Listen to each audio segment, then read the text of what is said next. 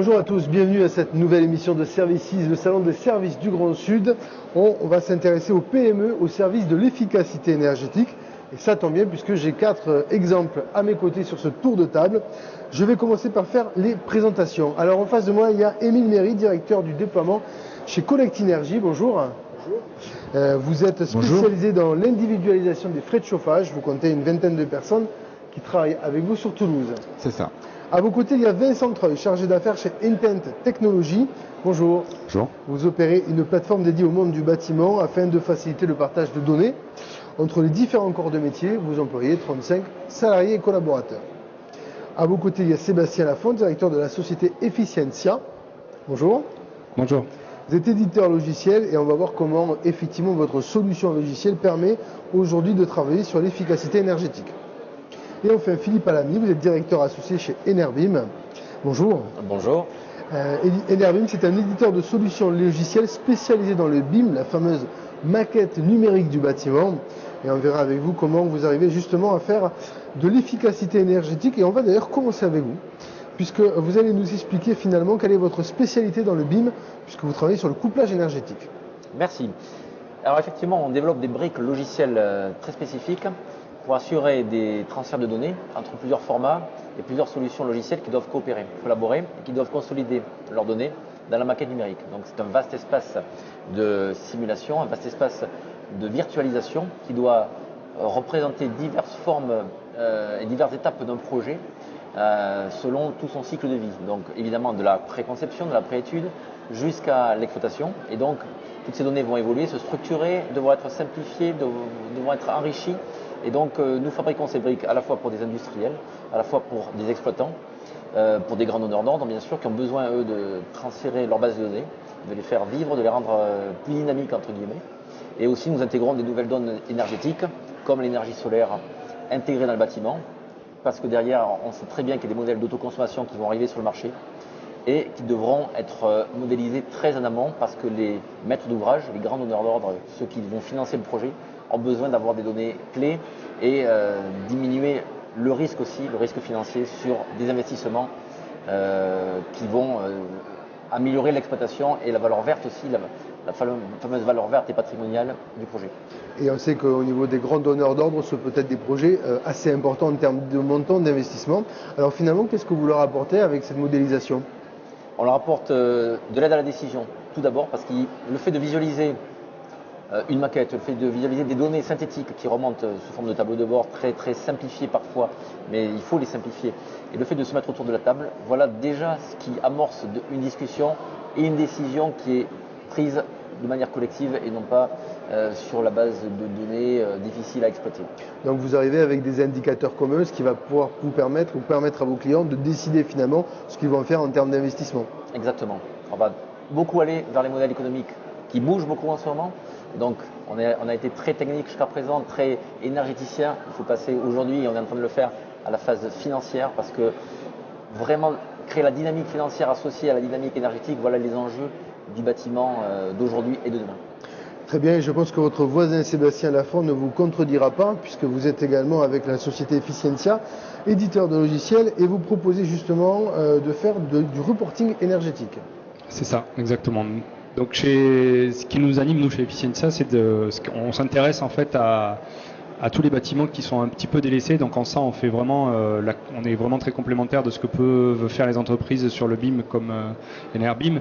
C'est-à-dire nous, ce qui nous importe, c'est de dire comment on peut faire maintenant une mise à l'échelle dans l'efficacité énergétique des bâtiments. Donc on a mis en place un certain nombre de solutions et de logiciels qui permettent soit de faire de la modélisation beaucoup plus rapidement qu'avec les outils qui sont existants, des outils qui peuvent être adressés à des gens qui n'ont pas des compétences très poussées en thermique ou en thermodynamique sur le bâtiment. Et les dernières briques que nous sommes en train de développer, la dernière solution, c'est vraiment une solution qui permette d'aller chercher l'ensemble de ces données, donc que ce soit des données de simulation ou des données de consommation, données météo, un ensemble de données qui en fait sont très importantes pour analyser un bâtiment ou un ensemble de bâtiments.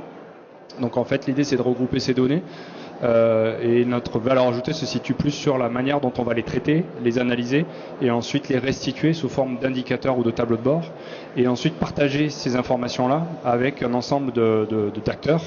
Ça peut être des responsables de bâtiments, des responsables patrimoine, des responsables financiers qui, eux, en fonction de l'information qu'on va leur renvoyer, vont pouvoir prendre des décisions. L'idée, c'est de vraiment faciliter la prise de décision pour accélérer la rénovation énergétique, mais pas que la rénovation au sens bâtiment, mais aussi comment je vais améliorer l'utilisation, l'exploitation de mes bâtiments. Donc on adresse vraiment les maîtres d'ouvrage qui ont un parc important, parce que nous, ce qui nous intéresse, c'est vraiment la masse.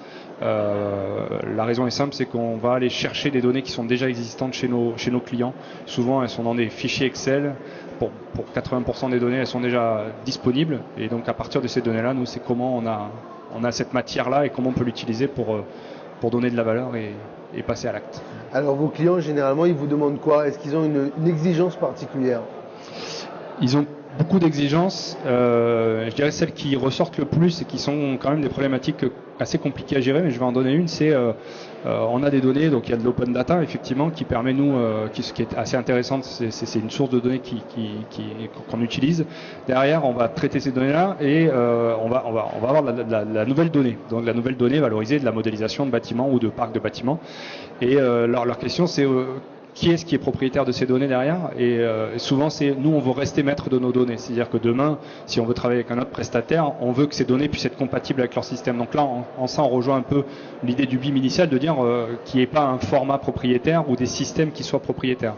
Donc nous, dans l'idée aujourd'hui, effectivement, on n'est pas encore sur les aspects BIM parce que la plupart des bâtiments qu'on adresse sont des bâtiments qui sont anciens, sur lesquels on a peu de données. Donc c'est de reconstituer des modèles assez simples et que ces données soient formatées pour qu'elles puissent être réexploitées plus tard par d'autres acteurs jusqu'à ce que puissent arriver peut-être des formats BIM adaptés à la rénovation sur des anciens bâtiments ou du moins sur le format, étudier ce type de format. Et on veut aller même jusqu'à pouvoir faire que nos outils soient open source un jour parce que c'est aussi une garantie pour nos clients qui, pour la plupart, sont quand même des collectivités. Et aujourd'hui, on a un de nos clients qui est l'État du Sénégal, et donc on peut comprendre aussi leur questionnement si un jour ils doivent faire d'autres choses avec les données dont ils disposent. Donc c'est vraiment un point clé aujourd'hui, et c'est presque une des principales exigences, c'est de savoir comment on va pouvoir s'interconnecter votre système avec d'autres systèmes. Donc on en revient vraiment à ces problématiques-là. Très bien, donc on est toujours dans le partage des données avec les big data. Exactement. Et il y a aussi évidemment autre chose, c'est le partage des données entre les différents corps de métier. Et ça, on va le voir avec Vincent Treuil. Je rappelle que vous êtes chargé d'affaires chez Intent Technologies et vous, votre plateforme à vous, elle est effectivement dédiée à tous les corps du métier du bâtiment. Effectivement, nous on est un nouvel acteur de l'immobilier et on existe parce qu'il y a une diversité d'acteurs, une diversité de solutions et on se rend compte que le bâtiment en fait c'est un gisement formidable de données et de services qui sont portés par une multitude d'acteurs sur ce marché-là et qu'en fait il y a un besoin de faire communiquer tous ces acteurs entre eux. Et de faciliter l'échange et le partage d'informations et de services entre ces acteurs-là. Et donc, nous, on a créé une plateforme qui permet d'interfacer l'ensemble de ces acteurs-là pour accélérer le partage de l'information sur une plateforme qui est partagée. Donc, en fait, cette hétérogénéité d'acteurs sur des solutions logicielles, sur des équipements, sur des objets connectés, etc., on va permettre de les rendre compatibles et d'accélérer ce partage d'informations-là à destination des fournisseurs de services, des gestionnaires immobiliers. D'accord. Un exemple de réalisation que vous pouvez être amené à faire? Alors on peut travailler sur tout type de métier au sein du bâtiment parce qu'en fait il y a tout un tas d'intervenants qui vont rentrer et sortir du bâtiment. Mais par exemple si on prend, si on est sur l'efficacité énergétique, on va peut-être parler du chauffage. Effectivement, le chauffage, donc il y a toute une partie de notions de performance énergétique, de confort, avec des données qui sont peut-être mesurées, ensuite des données qui sont ressenties et qui peuvent être générées vraiment d'une multitude de manières possibles. Et donc par exemple sur des gros immeubles chauffés en chauffage collectif. Dans des immeubles de copropriété ou de l'habitat collectif par exemple. Le fait d'avoir des données qui remontent d'une chaufferie, le fait d'avoir des sondes de température dans certaines zones du bâtiment, mais ça permet, en les partageant et en multipliant le type d'acteur qui a accès à cette donnée-là, d'amener plus de services. Donc en fait, une donnée de température, en fait, on va pouvoir la partager en temps réel dans la poche du technicien sur son smartphone pour qu'il puisse mieux gérer le chauffage. On va la partager également en temps réel au gestionnaire immobilier qui, lui, a un besoin en termes de pilotage de contrat d'avoir cette information-là. On peut la partager à l'occupant du bâtiment, au locataire, pour qu'il puisse lui aussi piloter son confort. Cette donnée-là, vous allez me dire, le 15 août, on n'en a pas forcément besoin puisque le chauffage tourne pas. Néanmoins, on est capable aussi de la pousser au CCS de la ville dans le cadre d'un plan canicule, parce que cette donnée-là, elle existe. Il y a une partie des acteurs qui peut avoir un intérêt à imaginer des nouveaux services en pouvant la partager. Donc voilà, c'est ce qu'on fait sur ce type d'exemple-là. Très bien, alors vous avez pris l'exemple du chauffage collectif et on a justement à côté de nous Collect Énergie avec Émile Méry. Et alors vous êtes plutôt non pas sur le collectif mais sur l'individualisation des frais de chauffage. Alors expliquez-nous déjà comment ça marche et pourquoi finalement ce concept. Alors Collect Énergie est une marque portée aujourd'hui par deux sociétés, Ecodobat Conseil et Ecozémut.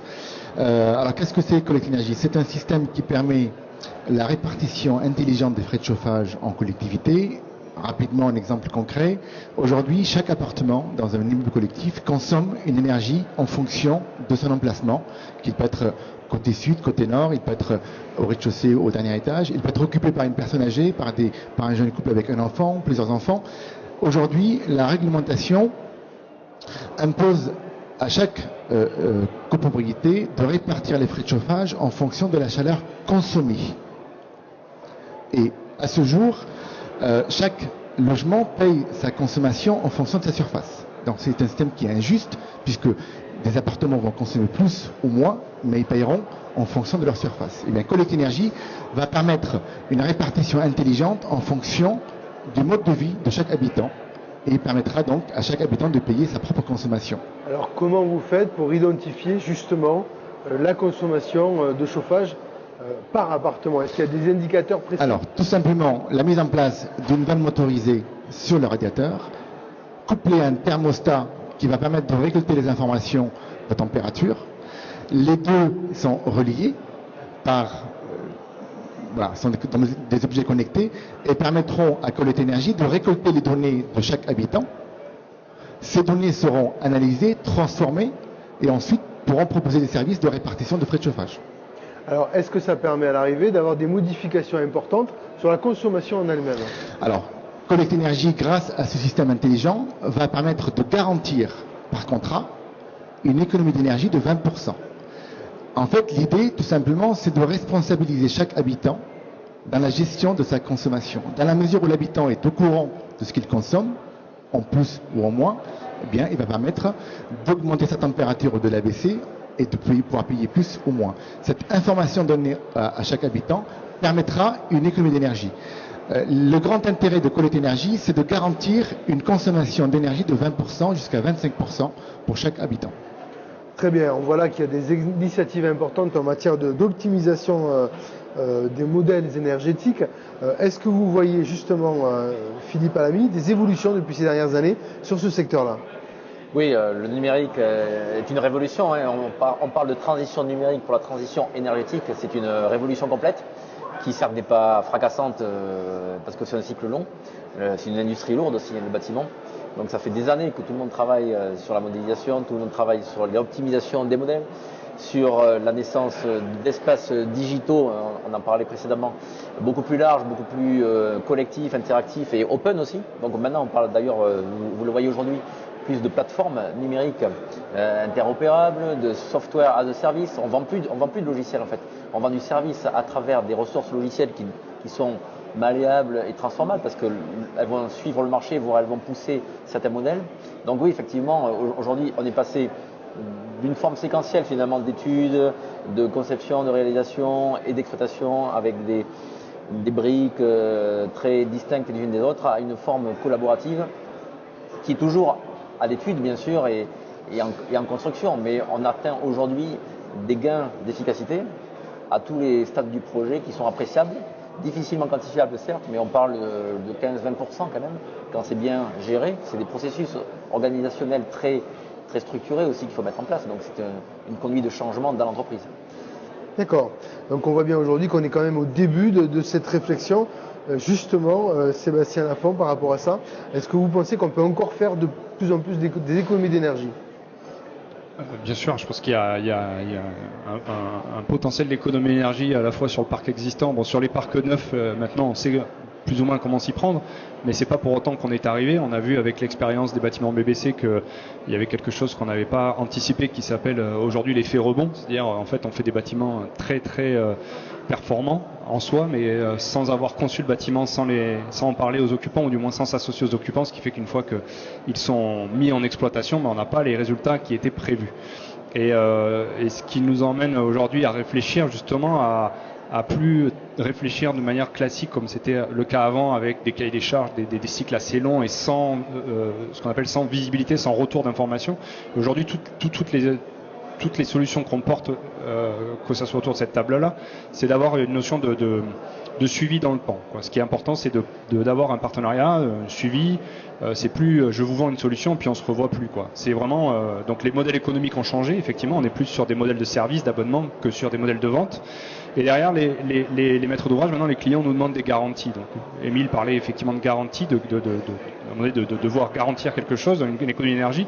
Nous, ce qui nous intéresse aussi, c'est justement de pouvoir être sur la chaîne de valeur, de pouvoir dire anticiper, mesurer. Bon, ça c'est pas vraiment notre métier, mais récolter des informations de mesure et derrière pouvoir vérifier. Donc on parle aussi des protocoles IP-MVP qui doivent être maintenant, qui vont être emmenés à être mis en place de plus en plus, parce que derrière, un des effets bloquants aujourd'hui de la rénovation énergétique, c'est justement les financements. Et qu'est-ce qui bloque les financements? C'est le manque de visibilité. Donc il faut des garanties quelque part, il faut qu'il y ait des gens, des sociétés qui puissent emmener des garanties. Donc c'est vraiment quelque chose de nouveau qui vient maintenant sur le marché efficace énergétique. Très bien, Vincent Treuil. Oui, on parlait de transition numérique, c'est effectivement ça. On parle de transition énergétique, mais en fait, on se rend compte que le numérique, il bouleverse tout un tas d'acteurs qui, au-delà de l'efficacité énergétique, ont un intérêt à passer le cap, en fait, pour développer des nouveaux services. En fait, il y a tout un tas de nouveaux services à imaginer, et le fait de pouvoir collaborer sur le partage et l'accès à la donnée, ça permet d'imaginer tout un tas de choses qui sont passionnantes et qui sont au goût du jour. Le pas a été déjà franchi par de nombreux acteurs de l'immobilier depuis plusieurs années. Donc on entend de plus en plus parler. On parle maintenant de carnet numérique d'entretien du bâtiment et du logement, sur lequel on va être capable de retrouver l'ensemble des données, toute l'historique tout au long de la vie du bâtiment. De tout ce qui s'est passé dans le bâtiment, des différentes températures, des différentes opérations de rénovation, des différents travaux, mais également on peut centraliser également tous les services qui peuvent être forcément différents selon le type de personne. On ne va pas proposer le même type de service sur une résidence étudiante que sur un EHPAD ou une résidence senior. Très bien. Émile Méry, on termine avec vous. On voit qu'on est au début finalement de cette rénovation énergétique. C'est vrai que Collecte Énergie est également l'un des précurseurs sur le sujet d'individualisation des frais de chauffage. Demain, on pourra individualiser d'autres coûts, par exemple? Alors, je vais simplement rejoindre mes camarades sur la notion de service et je vous répondrai sur cette question. La rénovation en France, c'est un chantier qui a échoué. La France n'a pas réussi le chantier de la rénovation. Plus de 80% du parc français est ancien. Notre volonté aujourd'hui, par ces différents services, c'est de faire entrer le bâtiment ancien dans l'ère numérique. Et c'est ça qui va permettre d'apporter des services nouveaux et de pouvoir apporter à ses habitants des éléments qui vont permettre d'analyser leur situation financière, d'apporter de réelles garanties sur les économies d'énergie et de les encourager dans cette rénovation énergétique. Ça, c'est la volonté que nous avons aujourd'hui, c'est d'amener cette rénovation énergétique, de la raccourcir dans le temps, de faire de sorte que cette économie arrive le plus rapidement possible. Pour répondre à votre question, par la suite, on pourra bien entendu mesurer individualiser d'autres services. Le numérique va apporter ces solutions-là. Il suffit simplement d'être aidé par les pouvoirs publics pour améliorer nos différents services de recherche et développement et pour aller dans ce sens-là.